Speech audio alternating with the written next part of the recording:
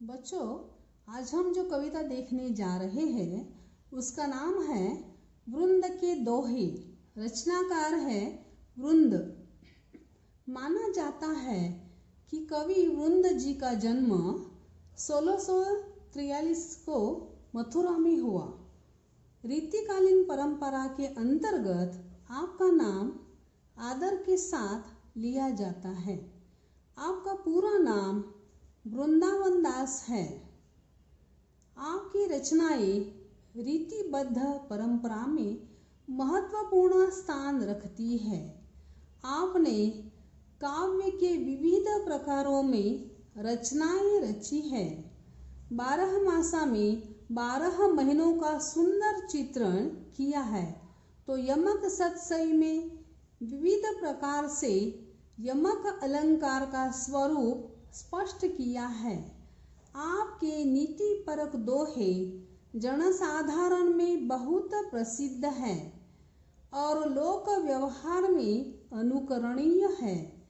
आपकी भाषा सहज, सुंदर तथा लोक भाषा से जुड़ी हुई है।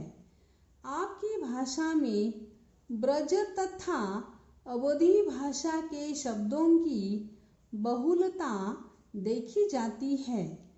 आपके द्वारा दिए गए दृष्टांत आपकी भाषा के साथ साथ भाव और कथ्य को भी प्रभावोत्पादक बना देती है।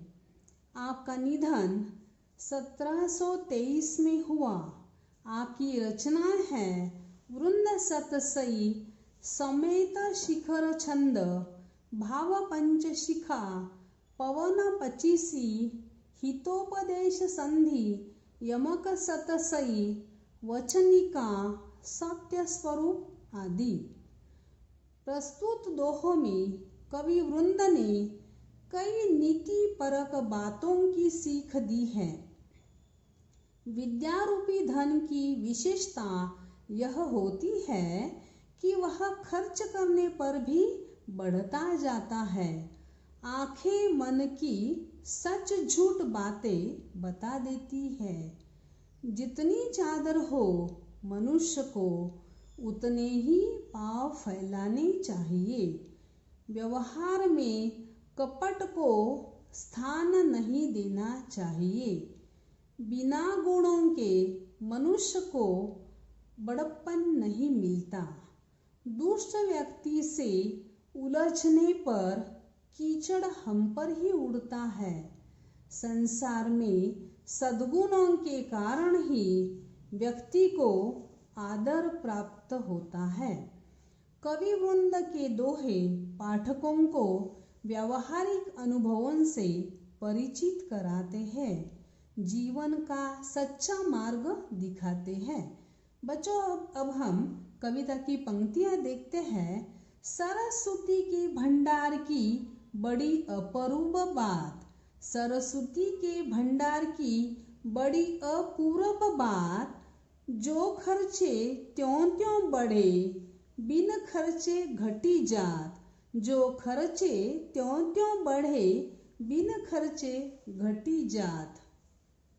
कवियां कहते हैं कि माँ सरस्वती के ज्ञान की बात बहुत अनूठी है और अपूर्व है।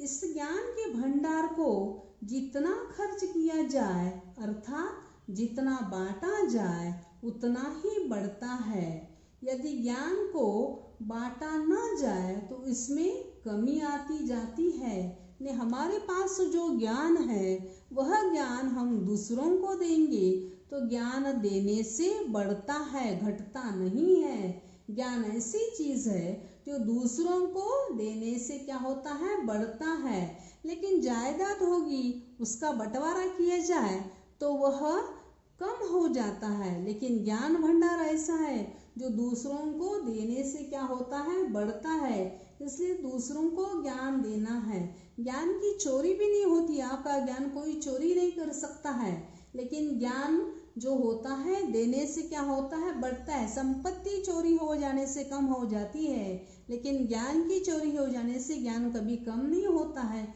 जितना हम ज्ञान बांटने की कोशिश करेंगे उतना ही ज्ञान क्या हो जाता है, बढ़ता ही रहता है। अगर हमने ज्ञान नहीं बांटा तो उसमें कमी आ जाती है। ज्ञान लेने से, देने से, लेना देने से ज्ञान जो होता है वो बढ़ता ही रहता है। इसलिए कवि यहाँ कहते हैं कि सरस्वती, माँ सरस्वती के ज्ञान की बात ही अलग है। ज्ञान देने से बढ़ता है, कम नहीं होता है। यही बात उन्होंने पहले परिच्छेद में बता दी है। दूसरा परिच्छेद देखेंगे, नैना देत बताए सब, हिय को हेत अहेत।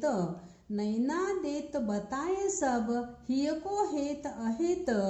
जैसे निर्मल आरसी, भली बुरी कही देत। जैसे निर्मल आरसी, भली बुरी कही देत।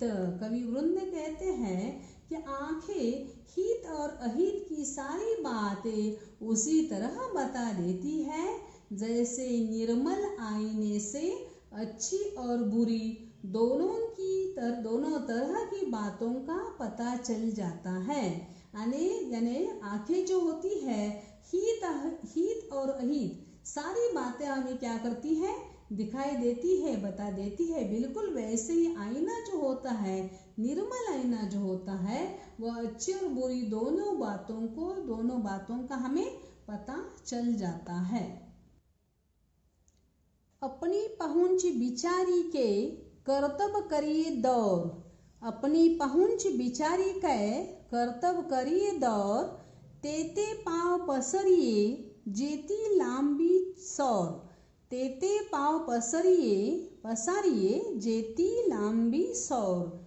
कवि कहते हैं कि हमारी जितनी क्षमता हो उसी के अनुसार हमें अपने कार्य का फैलाव करना चाहिए। क्या कहते हैं, जितनी हमारी क्षमता होती है उसी के अनुसार ही हमें अपने कार्य का फैलाव करना चाहिए। उन्होंने यहाँ उदाहरण देते हुए कहा है कि यदि हमारी चादर की लंबाई जितनी हो हमें उतने ही पाँव फैलाने चाहिए।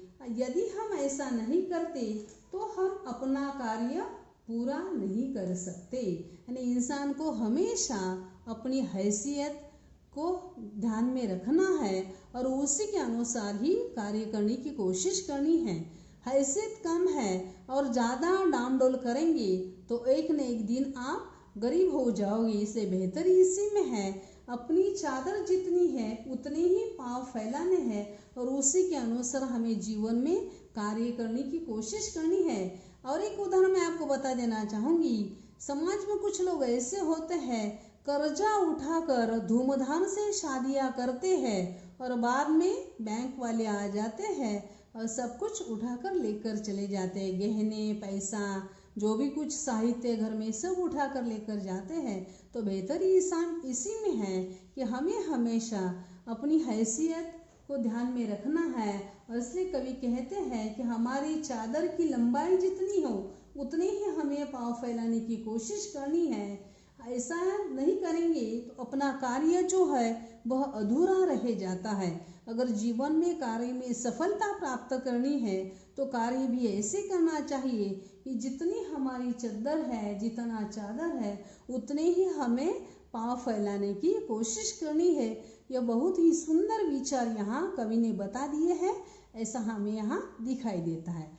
अगली लाइन देखिए, फेर न हवे है कपट सो जो कीजिए व्यापार। फेर न हवे है कपट सो जो कीजिए व्यापार। जैसे हांडी काट की चढ़े न दूजी बार। जैसे हांडी काट की चढ़े न दूजी बार। कवि यह कहना चाहते हैं कि व्यापार यानी लेन देन में हमें छल कपट का सहारा नहीं लेना चाहिए। यदि हम एक बार छल कपट से काम लेते हैं तो दूसरी बार हम व्यापारी अथवा ग्राहक से लेन देन नहीं कर सकते। वो कवि कहते हैं कि काठ की हंडी जो होती है वह एक ही बार चढ़ाई जाती है, वो दूसरी बार काम में नहीं आ सकती। उसी प्रकार छल कपट से व्यापार में एक ही बार किसी को धोखा दिया जा सकता है, दूसरी बार यह तरीका काम में नहीं लाया जा सकता। यानी अगर हम व्यापारी है, जो भी कुछ हम बेचते हैं वह ईमानदारी से ही बनाना है और बेचना है, तभी आपके पास ग्राहक आ जाएंगे। अगर आपने कुछ मेल मिलावट की है तो लोग आपके पास माल खरीदने के लिए नहीं आएंगे और आपका व्यापार जो आपने शुरू किया है वह बंद हो जाएगा। इसलिए जो भी काम करना है वह ईमानदारी से करना है। काम करते समय कोई गद्दारी या छल कपट का सहारा जीवन में नहीं लेना है। अगर ऐसा किया तो दोबारा वह ग्राहक या दूसरा व्यापारी आपके पास नहीं आएगा। जो भी व्यापार करते हैं, जो भी काम करते हैं, कार्य करते हैं, उसमें आपको ईमानदारी से साथ निभाना है, तभी आपका व्यापार जो है जीवन में आगे बढ़ सकता है। इस प्रकार की बात कवि ने यहाँ बता दी है, ऐसा दिखाई देता है। अगली पंक्ति देखिए, ऊंचे बैठे ना लहे गुण बिन बड़प्पन कोई। ऊंचे बैठे ना लहे गुण बिन बड़प्पन कोई। बैठो देवल शिखर पर वायस गरुड़ न होई। बैठो देवल शिखर पर वायस गरुड़ न होई। कवि कहते हैं बिना गुण के किसी व्यक्ति को ऊंचे स्थान पर बैठने मात्र से बड़प्पन नहीं मिलता। कवि क्या कहते हैं कि बिना गुणों के कोई व्यक्ति अगर ऊंचे स्थान पर बैठा होगा तो वैसा बैठने से उसे बड़प्पन नहीं मिलता। वे कहते हैं जिस प्रकार मंदिर के ऊंचे शिखर पर बैठने मात्र से कौवा गरुड़ नहीं होता। क्या कहते हैं कि मंदिर के ऊंचे शिखर पर बैठने मात्र से कौवा गरुड़ नहीं हो जाता, उसी प्रकार गुणों से रहित कोई व्यक्ति बड़प्पन का अधिकारी नहीं हो सकता। यानी वाकई अगर आपको अधिकारी बनना है, कोई अच्छा व्यक्ति बनना है, तो आपको वह गुण अपने भीतर लाने की कोशिश करनी है। मत सिर्फ आप बड़े मान लिए जाएंगे लोगों ने तो बड़े नहीं बनते हैं। उसके लिए आपको आपके भीतर बड़प्पन के पूरे गुण भरपूर मात्रा में अपने भीतर लाने चाहिए। इसलिए उन्होंने ये उदाहरण क्या बता दिया है कि मंदिर के शिखर पर कौवा बैठने से गरुड़ नहीं हो जाता है। अगर किसी ने आपको ऊंचे ओहदे पर ऐसे ही बड़प्पन से बिठाया होगा तो आप बड़े नहीं बन सकते हैं। उसके लिए आपको अपने भीतर वह गुण जो है वह अपना लेने चाहिए, तभी आप बड़े बन जाते हैं। सिर्फ किसी के कहने से या बिठाने से आप बड़े नहीं हो सकते हैं। बड़े बनने के लिए जो गुण आवश्यक है वह गुण आपको अपने भीतर लाने की कोशिश करनी है, तभी आप बड़े बन सकते हैं। ऐसे भाव यहाँ कवि ने बता दिए हैं, ऐसा हमें यहाँ दिखाई देता है। अगली पंक्ति देखिए, उद्यम कबहु न छांडिए पर आशा के मोद। उद्यम कबहु न छांडिए पर आशा के मोद।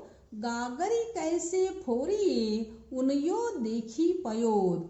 गागरी कैसे फोरिए उनयो देखी पयोद। कवि कहते हैं मनुष्य को किसी के सहारे की आशा में खुद प्रयत्न करना छोड़ नहीं देना चाहिए। यानी इंसान को कभी भी दूसरों पर निर्भर नहीं रहना है, हमेशा स्वावलंबी बनने की कोशिश करनी है। कि मनुष्य को सहारे की आशा नहीं करनी है, बल्कि खुद प्रयत्न करना है, कोशिश करनी है। कोई आपको सहारा देता है ऐसा सोचकर आपको अपना प्रयत्न करना, अपनी कोशिश करनी नहीं छोड़नी है। क्या बादल घिर जाने पर उससे मिलने वाले विपुल जल की उम्मीद में कोई पानी रखने का अपना जलपात्र यानी गगरी फोड़कर फेंक देता है। यानी बहुत मात्रा में बारिश होती है, पानी भरने के लिए जलपात्र की क्या आवश्यकता है, ऐसा सोचकर कोई अपनी गगरी फोड़ देता है क्या? नहीं। बिल्कुल वैसे इंसान को आपको कोई मददगार मिल गया, आपको कोई मदद करने वाला है, ऐसा सोचकर खुद कोशिश करना, खुद प्रयत्न करना नहीं छोड़ना है। हमेशा जीवन में कोशिश करते रहना है, जीवन में आगे बढ़ने की कोशिश करनी है, तभी सफलता आपके कदम चूम लेती है। इसे दूसरों पर निर्भर नहीं रहना है, हमेशा जीवन में स्वावलंबी बनना है, खुद का काम खुद करना है, बहुत कोशिश करनी है। सफलता तभी आपके कदम चूम लेती है जब आपकी बहुत कष्ट उठाने की इच्छा शक्ति होती है, तभी आपको जीवन में सफलता मिलती है। इसलिए कभी भी किसी पर अवलंबित नहीं रहना है, किसी की आशा में खुद प्रयत्न करना नहीं छोड़ना है। यह बात उन्होंने यहाँ बता दी है। यहाँ हम लोग रुक जाते हैं।